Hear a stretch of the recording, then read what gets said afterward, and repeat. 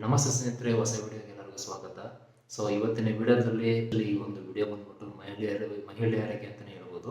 ಏನಕ್ಕಪ್ಪ ಅಂತ ಹೇಳಿದ್ರೆ, ಇಷ್ಟು ದಿನ ಒಂದು ಏನು ರಾಜ್ಯ ಸರ್ಕಾರ ಏನಿತ್ತು, ಕೆಲವು ದಿನಗಳ ಕೆಲವು ವರ್ಷಗಳಿಂದಾನೇ ನಿಮಗೆ ಗೊತ್ತಿರುತ್ತೆ, ಗ್ಯಾರಂಟಿಗಳ ಅನ್ನೋ ಒಂದು ಹೆಸರಲ್ಲಿ ಮಹಿಳೆಯರಿಗೇ ಹೆಚ್ಚು ಆದ್ಯತೆ ಕೊಟ್ಬಿಟ್ಟು ಅವರಿಗೆ ಒಂದಷ್ಟು ಗ್ಯಾರಂಟಿಗಳನ್ನ ಕೊಟ್ಬಿಟ್ಟು ಅವರಿಗೆ ಒಂದಷ್ಟು ಫೆಸಿಲಿಟೀಸ್ಗಳನ್ನ ಕೊಡ್ತಿರೋ. ಅದನ್ನು ಕೂಡ ಒಂದಷ್ಟು ಜನ ಅಮೌಂಟ್ ಆಗಿರ್ಬೋದು, ಬೇರೆ ಥರ ಒಂದು ಫೆಸಿಲಿಟಿಗಳನ್ನಾಗಿರ್ಬೋದು ತಗೊಂಡಿದ್ದಾರೆ ಒಂದಷ್ಟು ಜನ ಮಹಿಳೆಯರು. ಆದರೆ ಇವಾಗ ಕೇಂದ್ರ ಸರ್ಕಾರದಿಂದ ಮಹಿಳೆಯರಿಗೆ ಒಂದು ಗುಡ್ ನ್ಯೂಸ್ ಬಂದಿದೆ.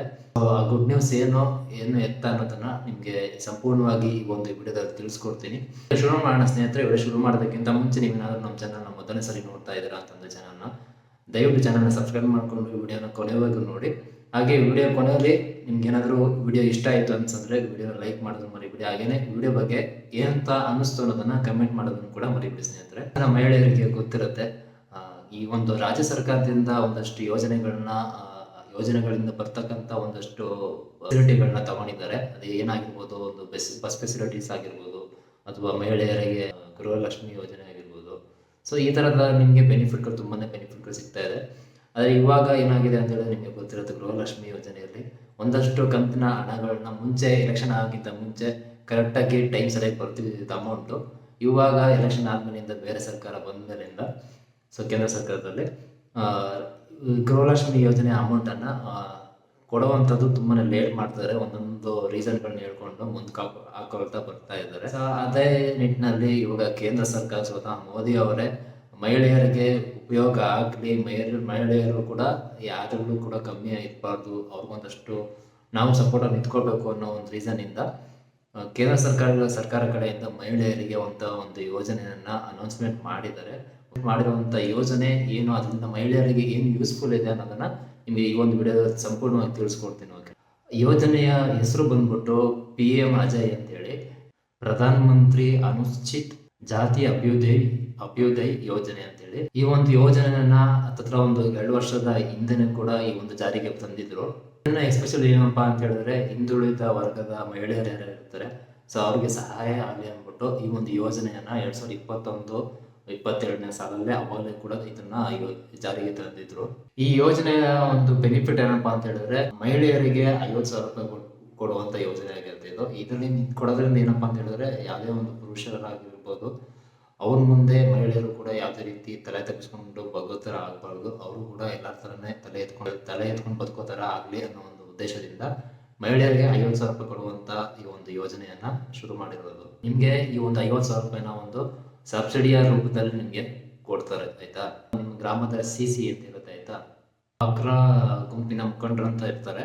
ನೀವು ಹೋಗಿ ಕಾಂಟ್ಯಾಕ್ಟ್ ಮಾಡಿದ್ರೆ ನಿಮ್ಗೆ ಈ ಒಂದು ಯೋಜನೆಯ ಒಂದು ಇನ್ಫಾರ್ಮೇಶನ್ ಕೊಡೋದ್ರಲ್ಲದೆ ಅವ್ರು ಯಾವ ಥರ ಅಪ್ಲೈ ಮಾಡಬೇಕು, ಎಲ್ಲಿ ಅಪ್ಲೈ ಮಾಡಬೇಕು ಅನ್ನೋದನ್ನ ಫುಲ್ ಇನ್ಫಾರ್ಮೇಶನ್ ನಿಮಗೆ ಅಲ್ಲಿ ಅವರು ಕೊಡ್ತಾರೆ. ಇದು ಬಡ್ಡಿ ಇಲ್ಲದೆ ಕೊಡುವಂಥ ಸಾಲ ಆಗಿರುತ್ತೆ. ಏನಕ್ಕಪ್ಪ ಸಾಲ ಕೊಡ್ತಾರೆ ಅಂತಂದರೆ, ಕೇಂದ್ರ ಸರ್ಕಾರದಿಂದ ಮಹಿಳೆಯರು ಕೂಡ ಯಾವುದೇ ಪುರುಷರಿಗಿಂತ ಕಮ್ಮಿ ಇಲ್ಲ. ಅವರು ಕೂಡ ಒಂದು ಸ್ವಂತ ಉದ್ಯೋಗ ಮಾಡಿಕೊಂಡು ಎಲ್ಲರೂ ಒಂದು ತಲೆ ಎತ್ಕೊಂಡು ನಿಂತ್ಕೊಳ್ಳಿ ಅನ್ನೋ ಒಂದು ರೀಸನ್ನಿಂದ ಕೊಡ್ತಿರುವಂಥದ್ದು. ಬಂದ್ಬಿಟ್ಟು ನಿಮಗೆ 50% ವರೆಗೂ ಸಹಾಯಧನ ಅದರಲ್ಲಿ ಅಪ್ಲೈ ಆಗಿರುತ್ತೆ, ನೀವೇನು ತಗೊಳ್ತೀರ ಅದರಲ್ಲಿ. ಈಗ ಎಕ್ಸಾಂಪಲ್ ಆಗಿ ಹೇಳ್ಬೇಕು ಅಂತ ನೀವು ಈ ಒಂದು ಯೋಜನೆ ಏನು ಹೇಳಿದ ಯೋಜನೆ, ಆ ಯೋಜನೆ ನೀವು 1 ಲಕ್ಷಕ್ಕೆ ಸಾಲ ತಗೊಳ್ತೀರಾ ಅಂತಂದರೆ ನಿಮ್ಗೆ 1 ಲಕ್ಷ ಅಮೌಂಟನ್ನು ಕೊಡ್ತಾರೆ ಸಾಲದ ರೂಪದಲ್ಲಿ. ಆದರೆ ವಾಪಸ್ ನೀವು ಪೇ ಮಾಡಬೇಕಾಗಿರೋದು ಗೌರ್ಮೆಂಟಿಗೆ ಬಂದು 50,000 ರೂಪಾಯಿನ ಮಾತ್ರ. ಇನ್ನು 50,000 ರೂಪಾಯಿ ಬಂದು ನಿಮಗೆ ಹೇಳಿದ್ನಲ್ಲ ಸಬ್ಸಿಡಿ ಅಂತೇಳಿ, ಗೌರ್ಮೆಂಟಿಂದ ಫ್ರೀಯಾಗಿ ನಿಮಗೆ 50,000 ರೂಪಾಯಿ ಸಿಗುವಂಥದ್ದು. ಆಮೇಲಿಂದ ಅನ್ಕೋಬೋದು ನೀವು, 50,000 ರೂಪಾಯಿನ ಸಬ್ಸಿಡಿ ರೂಪದಲ್ಲಿ ನಮಗೆ ಗೌರ್ಮೆಂಟ್ ಕೊಡುತ್ತೆ, ಅದನ್ನು ವಾಪಸ್ ಪೇ ಮಾಡೋಂಗಿಲ್ಲ. ಅದೇ ಇನ್ನು ಮಿಕ್ಕಿದ 50,000 ರೂಪಾಯಿನ ಲೋನ್ ತೊಗೊಂಡು ಕೊಟ್ಟಿರ್ತಾರಲ್ಲ, ಅದಕ್ಕೆ ಬಡ್ಡಿ ಬೀಳತ್ತೆ ಅಂತ ಅಂದ್ಕೊಂಡಿದ್ರೆ, ಅದಕ್ಕೆ ಯಾವುದೇ ಥರ ಬಡ್ಡಿ ಇರೋದಿಲ್ಲ ಅಂತ ಹೇಳಿದ್ದಾರೆ.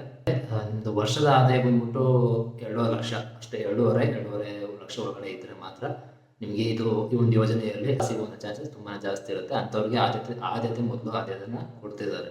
ಈ ಒಂದು ಯೋಜನೆಯಿಂದ ಅಮೌಂಟನ್ನು ತಗೊಂಡು ಯಾವ ಒಂದು ಬಿಸ್ನೆಸ್ನ ಮಾಡ್ಬೋದು ಅಥವಾ ಮಾಡಬೇಕು ಅನ್ನೋದನ್ನ ಒಂದಷ್ಟು ಮೆನ್ಷನ್ ಮಾಡಿದರೆ ಅದನ್ನು ಹೇಳ್ತಾ ಹೋಗ್ತೀನಿ. ಮೊದಲನೇದಾಗಿ ಕೃಷಿ ಮಾಡೋರು ಯಾರು ಇದ್ದರೆ ಈ ಒಂದು ಯೋಜನೆಯಿಂದ ಅಮೌಂಟನ್ನು ಸಾಲ ತಗೊಂಡು ಕೃಷಿಗೆ ಯೂಸ್ ಮಾಡ್ಕೋಬೋದು. ಮೀನುಗಾರಿಕೆ ಮತ್ತೆ ಪಶು ಸಂಗೋಪನೆ, ಆಯ್ತಾ, ಮೀನುಗಾರಿಕೆ ಮತ್ತು ಆಹಾರ ಸಂಸ್ಕರಣೆ, ಕರಕುಶಲ, ಈಗ ಮನೇಲಿ ಕ್ರಾಫ್ಟ್ ಆಗಿ ಏನಾದ್ರು ಬಿಸ್ನೆಸ್ ಥರ ಮಾಡ್ತಾರೋ, ಆ ಥರದೊಂದು ಕೆಲಸನೂ ಕೂಡ ಮಾಡ್ಕೋಬೋದು ಈ ಒಂದು ಯೋಜನೆಯಲ್ಲಿ ಸಾಲವನ್ನು ತಗೊಂಡು.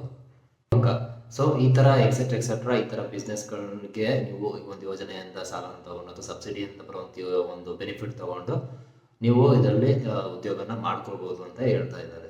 ಏನಾದ್ರು SC/ST ಆಗಿದ್ದು ನೀವೇನಾದ್ರು ಈ ಒಂದು ಯೋಜನೆಯಿಂದ ಏನು ಸೌಲಭ್ಯ ತಗೋಬೇಕು ಅಂತ ಅಂದ್ಕೊಂಡಿದ್ದೀರಾ ಅಂತ ಹೇಳಿದ್ರೆ ನಿಮ್ಮ ಹತ್ತಿರದ ಸಾರ್ವಜನಿಕ ಸೌಲಭ್ಯ ಕೇಂದ್ರ ಅಂತ ಇರುತ್ತೆ. ಓಕೆನಾ, ಬಂದ್ಬಿಟ್ಟು ನಿಮಗೆ ಸಾಮಾನ್ಯ ಸೇವಾ ಕೇಂದ್ರ ಅಂತ ಇರುತ್ತೆ.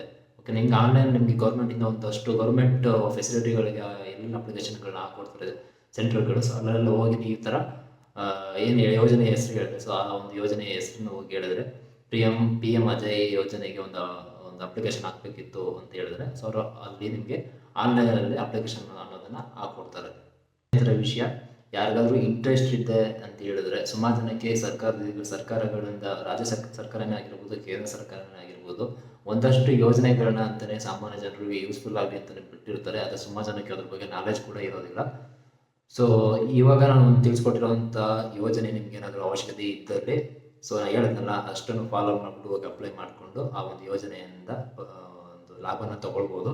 ಓಕೆನಾ, ಸೊ ಈ ವಿಡಿಯೋನ ಇಲ್ಲಿಗೆ ಎಂಡ್ ಮಾಡ್ತೀನಿ ಸ್ನೇಹಿತರೆ. ಐ ಥಿಂಕ್ ಈ ವಿಡಿಯೋ ನಿಮಗೆಲ್ಲರಿಗೂ ಇಷ್ಟ ಆಗಿದೆ ಅಂತ ಅನ್ಕೊಳ್ತೀನಿ.